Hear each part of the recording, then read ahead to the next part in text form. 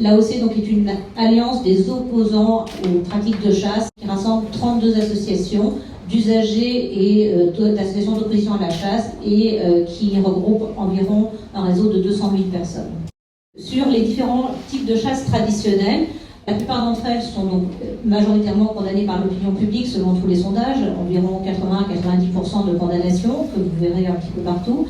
Et pourquoi ces chasses traditionnelles posent problème? C'est notamment parce qu'elles sont non sélectives, c'est-à-dire qu'elles piègent ou qu'elles tuent n'importe quel type d'animal. Parmi elles, il y a notamment la capture à la glu, qui est une capture donc, où donc un bâton est enduit de glu et où n'importe quel type d'animal peut se coller dessus et rester collé dessus. N'importe quel type d'espèce peut être, y compris des espèces protégées ou en danger d'extinction, peuvent être complètement piégées là-dedans. C'est d'une puissance redoutable. Alors pourquoi est-ce qu'on autorise ça? Puisqu'avec des artifices légaux, c'est soi-disant qu'il y a la présence d'un chasseur ou qu'ils vont à proximité pouvoir nettoyer les plumes et tout. Dans la réalité, c'est absolument pas le cas. La plupart des animaux se font des blessures et sont extrêmement abîmés par ce genre de pratiques.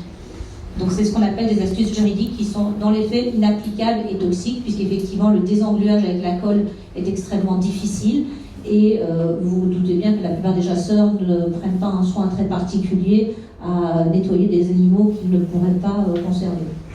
Donc elle est rejetée effectivement par 84% de la population Ipsos. En outre, cette chasse-là, comme d'autres chasses, est contraire à la directive européenne, ce qu'on appelle la directive oiseaux, qui date de 2009 et qui donc effectivement condamne ces pratiques pour la bonne et simple raison qu'elles ne sont pas sélectives.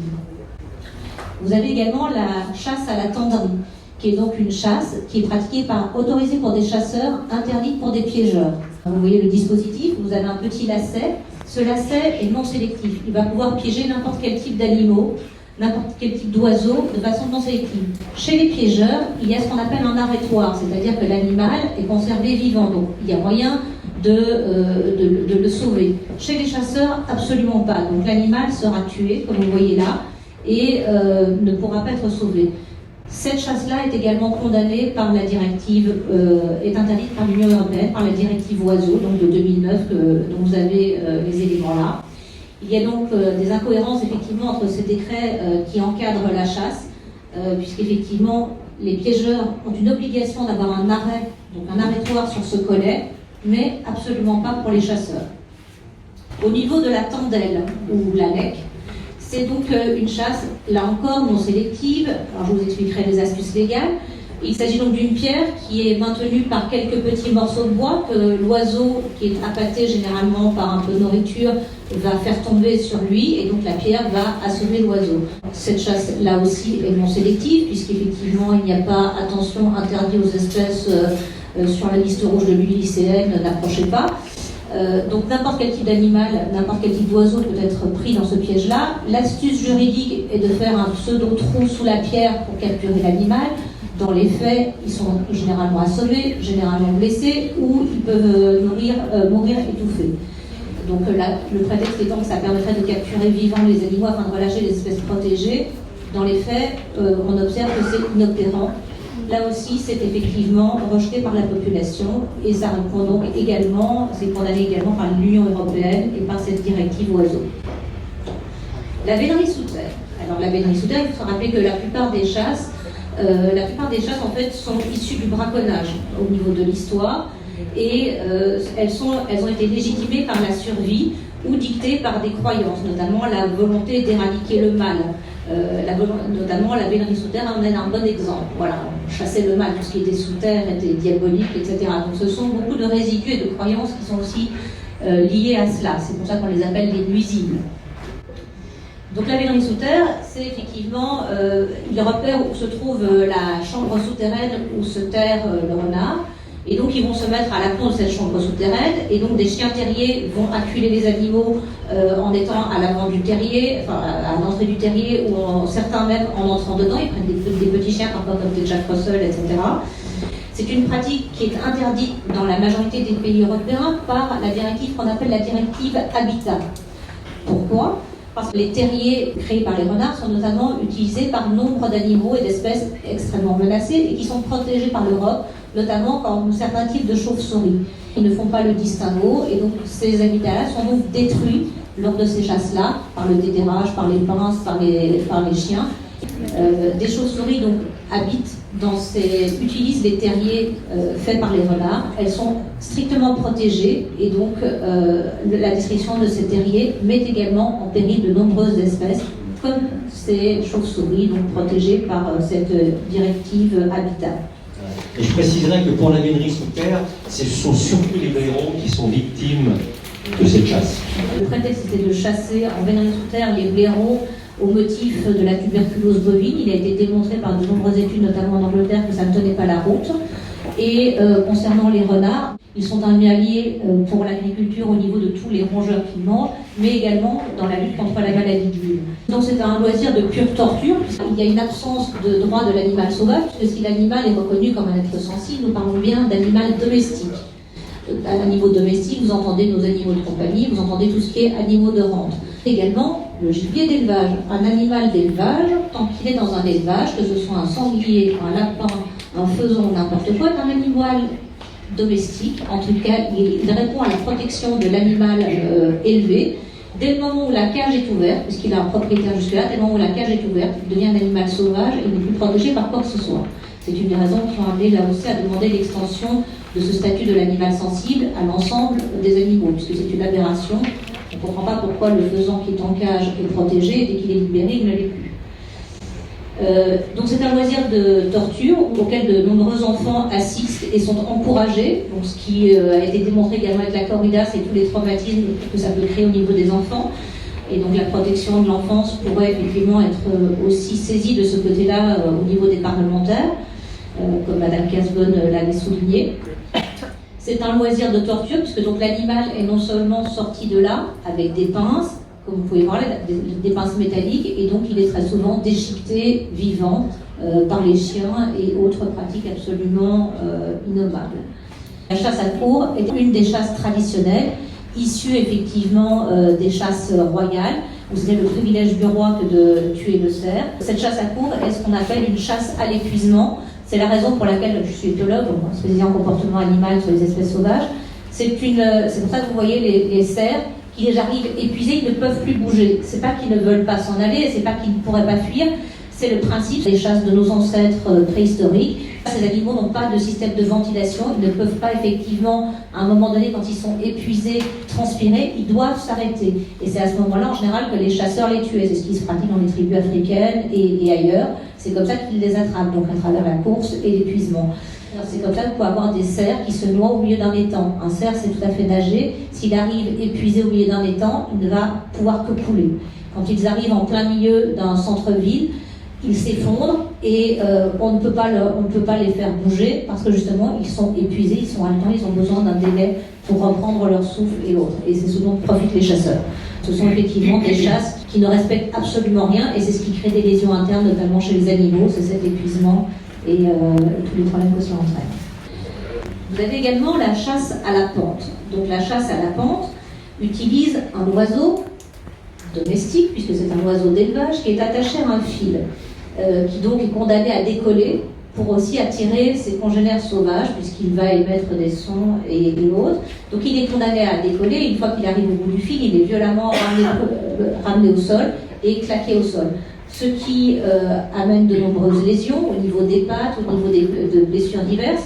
Ces congénères donc, qui sont appelés, eux, vont être pris par les filets qui sont commandés par un chasseur. Donc les filets vont se rabattre et piéger les animaux ainsi piégés par ces appels. Donc c'est assimilé à de la torture et les blessures graves sont occasionnées par les entraves, donc par ce fil. Et donc c'est contraire à la loi régissant les animaux domestiques, c'est ce que j'expliquais en termes de maltraitance animale, vous avez l'article du code pénal, puisque cet animal à plan qui est attaché est donc jusque-là considéré comme un animal d'élevage. Donc ça devrait être condamné. Chasse à l'arc. La chasse à l'arc est une des pratiques les plus anciennes. Alors si des pratiques ont disparu comme la chasse à l'épieu ou d'autres chasses d'ordre, on va dire, préhistorique, Cette chasse à l'arc a été autorisée en 1995 par un arrêté de Michel Barnier sous la pression du lobby de la chasse, justement autorisée. Et elle est devenue légale par arrêté ministériel du 18 août 2008. Donc cette chasse est une des plus cruelles et atroces qui soit, et très contradictoire au niveau de la loi. Pourquoi ? Parce que la chasse à l'arc, non seulement elle représente à peu près 12 000 adhérents en 2020, et elle augmente de 10% de nouveaux adhérents, donc elle fait beaucoup d'aficionados chaque année. Cette chasse est une chasse qui tue par hémorragie et qui est une chasse avec de longues souffrances pendant des heures durant. Vous avez vu, ça a été mis en avant, le lion Cécile il y a quelques années, qui a été, pour ne pas que ça se sache, chassé dans un parc au tout début à l'arc. Il a agonisé pendant toute une nuit, pendant plus de 12 heures, avant d'être finalement abattu par une balle. Voilà, c'est juste pour vous donner une idée. Donc ce sont des hémorragies internes, ce sont des blessures extrêmement douloureuses. Dans 50% des cas, c'est-à-dire un animal sur deux n'est jamais retrouvé. Il meurt de ses blessures, il meurt dans des souffrances et une agonie terrible. Ce permis est donc de chasse à l'arc est inadapté. Pour exemple, la formation pour tirer à l'arc, puisqu'a priori personne n'est Robin des Bois, c'est une seule journée de formation avec notamment 4 heures de formation vidéo. A contrario, vous avez d'autres examens, comme en Alaska, qui eux sont une formation sur plusieurs semaines. C'est une formation qui exige des tireurs que 3 flèches sur 4 à 27 mètres de distance soient logées dans des organes vitaux. Et moins de 10% d'entre eux y arrivent. Ceux qui n'y arrivent pas ne reçoivent pas le permis. Donc, avons-nous des chasseurs, Guillaume Tell ? J'en doute fortement. Donc c'est la plus cruelle des chasses, puisqu'effectivement les animaux meurent par hémorragie, seulement 50% des animaux retrouvés, et donc elle est également, comme la plupart de ces chasses, solidement condamnée par la population. Il y a des décrets contradictoires. Pourquoi ? Parce que par exemple, au nom justement de la mauvaise image sur la chasse, au nom des souffrances infligées aux animaux par exemple la chevrotille, qui sont des petites balles de plomb, qui ne tuaient pas les animaux, mais qui créaient des multiples blessures, qui laissaient les animaux agonir pendant des heures. Et la chevrotille a été interdite et il y a eu l'obligation de remplacement par une balle, une munition militaire, Springfield, de façon à ce que cette balle elle ne tue pas parce que vous tirez dans un organe vital, elle tue par le choc qu'elle provoque. Donc, si une chasse a été interdite du fait de la mauvaise image et du fait des souffrances occasionnées à l'animal, on peut s'étonner qu'une munition soit remplacée par une autre de façon obligatoire, mais qu'on laisse une pratique et qu'on autorise une pratique comme l'arc qui occasionne des souffrances pendant des heures durant, des hémorragies internes, qui n'a absolument aucune justification à part le loisir de se prendre pour Guillaume Tell. La chasse à la matole, même principe que la pente, là aussi est utilisée en appelant, c'est-à-dire qu'il va y avoir un oiseau au sol, donc on est aussi à nouveau dans l'élevage, qui va être là pour attirer un autre animal, et il va y avoir une petite cage qui va être ouverte pour attirer les autres animaux. Des animaux sauvages qui vont être piégés dans cette cage, théoriquement, pourraient être relâchés si ce n'est pas la bonne espèce. Théoriquement, ce ne serait pas, ça permettrait une sélectivité. Et dans les faits, c'est qu'un animal sauvage qui est piégé va chercher à se débattre, va donner des coups de bec, et donc va forcément se mutiler et s'abîmer. C'est de la maltraitance animale, y compris d'espèces protégées, d'espèces menacées qui peuvent être prises dans ces pièges-là. Et donc, de ce fait-là, on peut également se référer aux conditions légales de détention d'animaux domestiques, étant donné effectivement ces principes-là. Le 6 août 2021 dernier, le Conseil d'État a jugé que plusieurs de ces techniques de chasse traditionnelles concernant les oiseaux étaient donc illégales. Elles sont donc à compter d'aujourd'hui interdites, comme elles l'étaient déjà par l'Europe, comme nous l'avons démontré pour plusieurs exemples. Avec l'AOC, nous rappelons donc qu'il s'agit bien là de chasse traditionnelle concernant les oiseaux. Toutes les chasses traditionnelles ne sont pas interdites. Vénerie sous terre et chasse à courre ne sont, elles, pas interdites malheureusement. Ceci est le résultat de nombreuses associations, à commencer par celle qui a combattu de longue date, la LPO, mais également le résultat d'autres associations, dont celui de l'AOC, et il se peut que cette intervention ait également contribué, ainsi que nos interventions auprès de Bérangère Abba, la secrétaire d'État au ministère de l'Écologie, à faire avancer les choses. Les actions et le travail de l'AOC sont rendus possibles également par les dons et par vos adhésions. Adhérer à l'AOC ne représente que 20 €, mais même un don de 5 € peut nous aider.